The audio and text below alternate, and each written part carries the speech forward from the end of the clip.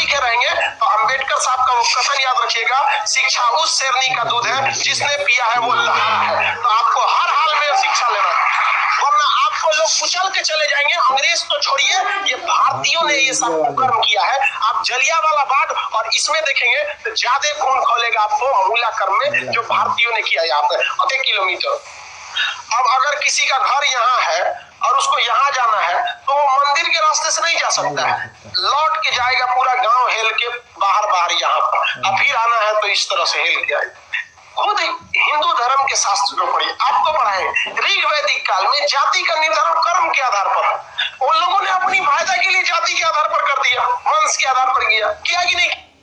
ये उन लोगों को समझाना चाहिए कि जो लोग जब कोई व्हाट्सएप पे आता है, ये 10 लोगों को शेयर करो, ये आपका मनोकामना पूरा हो जाएगा, ये हो जाएगा। 50 लोगों को शेयर करो, ये हो जाएगा। देखो वीडियो देखो। हम ये बात थोड़ी कर रहे हैं, ये तो ऋग्वेद में लिखा है। हम कौन होते हैं भैया बताने वाले कि जाति के आधार पर होगा कि नहीं? ऋग्वेद हम लिख ले हैं।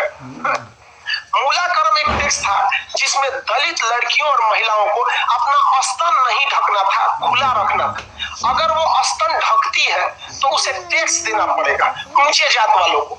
और वहां पे जब टैक्स देने गया तो महिला जो थी ना, इस मूला कर्म को हटाने के लिए अपने स्तन को चाकू से काट दी और मर गई सब महिलाएं।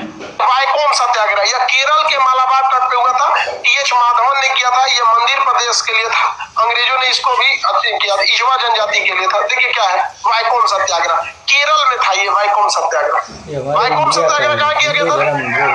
वाइकोम सत्याग्रह मोकला विद्रोह केरल। देखिए टी.एच. माधवन ने इसका चालू किया था। देखिए पहले ऊंचे जात वाले लोग न थे ना, नीचे जात वालों को बहुत सताए। इजवा जनजाति थी जो SC ST में आते हैं, इजवा जनजाति। अब एक मंदिर था, मंदिर के सामने क्या थी? सड़क थी। तो इजवा जनजाति के लोगों को यहाँ के लोग जो ऊंचे जात वाले थे वो कहते थे कि तुम इस सामने से नहीं जा सकते हो, यहाँ से तुम प्रवेश नहीं कर सकते, दूसरा रास्ता बहुत लंबा दूरी तय। देखा गया था इतिहास में जो बहुत बुरा था, जो भारत की संस्कृति पर धब्बा लगा दिया, मूला कर्म। तो दलित महिलाओं को अपना स्तन नहीं ढकना था ताकि पता चल सके कि वो दलित है, और यदि वो अपना स्तन ढकना चाहती थी तो उसे टैक्स देना होता था, जिस टैक्स का नाम था मूला कर्म। छोटी लड़की को कम टैक्स, बड़ी महिला को ज्यादा टैक्स देना होता था। इतना बुरा अत्याचार हुआ था यहाँ पर। इतना त्रावणकोर में, ये कहाँ पे था ये एरिया?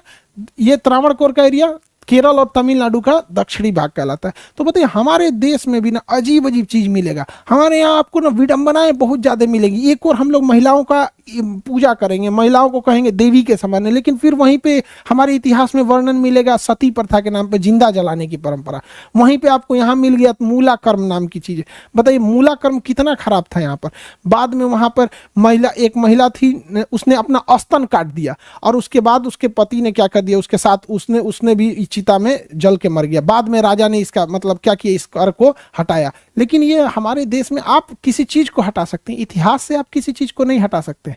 तो ये इतना बुरा हाल हो गया। दलितों के साथ जितना गुजरा है ना वही बर्दाश्त कर सकते थे, दूसरे के साथ गुजरा रहता तो कब का लोग गुजर गए रहते वहां पे। आज भी आप देखिएगा ना तो जो शहरी क्षेत्र है तो उसमें तो दलित और SC ST OBC का बहुत अंतर नहीं है। यहाँ दिल्ली मुंबई में आइएगा तो पता नहीं चलता है कौन क्या है। यहाँ लोगों को काम से मतलब है, भाई मेरा काम करके दो, तुम किसी भी कैटेगरी के रहोगे। हाँ, खाना अच्छा बनाते हो तुम, SC ST OBC कुछ भी हो तो मेरा खाना बना दो, समझ में आ गया। लेकिन गाँव में अरे खाना बनाओगे, कौन जात के हो, कौन धर्म के हो, ये थोड़ा सा ज़्यादा होता है। रूरल एरियाज में ज़्यादा होता है, शहरी क्षेत्र में थोड़ा सा इसमें कम है। तो त्रावणकोर का इतिहास बहुत खराब है। समझ में आ गया कि नहीं आएगा? इतना ना दलितों को सताया गया है कि आप अगर किसी बड़े जाति से पूछेगा तुम्हारा जाति कौन है तो शान से बोलेगा, और अगर किसी छोटे SC ST को कहेंगे कि किस जाति की हो तो पता नहीं क्यों वो अपना जाति बताने में ना संकोच करता है, जबकि उसको जाति के आगे मूल निवासी जोड़ देना चाहिए। अगर कोई कहता है कि हम चमार जाति से तो बोल देना चाहिए चमार जाति मूल निवासी। रीजन क्या है कि ज्यादातर द्रविड़ भारत वाले आदिवासी समाज के, दलित समाज के लोग ही तो यहाँ थे। बाहर से आप देखेंगे दिल्ली सल्तनत वाले बाहर से आए थे, मुगल वंश बाहर से आए थे, आर्य जो थे, आर्य भारत के लोगों को संस्कृत किसने सिखाया? आर्य सिखाया, मध्य इंडिया से आए थे यहाँ पर। लेकिन उनको मानसिक रूप से इतना ना सता दिया गया बेचारा अपने देश में, उनको लगता है कि ये ऐसा नहीं होना चाहिए, ठीक है। लेकिन एक और भी चीज है, दलित या फिर SC ST या पिछड़े में एक कमी रह गई थी शिक्षा की, जिसे शिक्षा से उन्हें जानबूझ के वंचित रखा गया था। अब ये चीजें हट रही हैं। आप में जितने विद्यार्थी पढ़े लिखे होंगे वो लोग भी इस चीज को समझिएगा। आप मानसिक रूप से कभी अपने आप को पिछड़ा नहीं समझिएगा। समझ में आ गया कि नहीं आ गया? चलिए अब आगे बढ़ते हैं। तो त्रावणकोर समझ में आ गया कि नहीं आ गया? इतिहास को भूलना नहीं चाहिए, इतिहास से सीखते रहना चाहिए। इतिहास से अगर आप नहीं सीखिएगा ना तो आप वही गलती से इतिहास बन जाइएगा जो गलतियां पहले दोहराई गई थी। आगे बढ़ जाते हैं।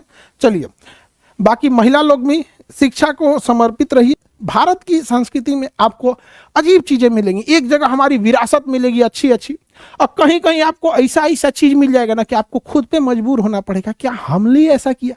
आप खुद सोचिए कि मूला कर्म कितना खराब चीज था। समझ में आ गई नहीं? लेकिन ठीक है, वक्त के साथ चीजें अब बदली।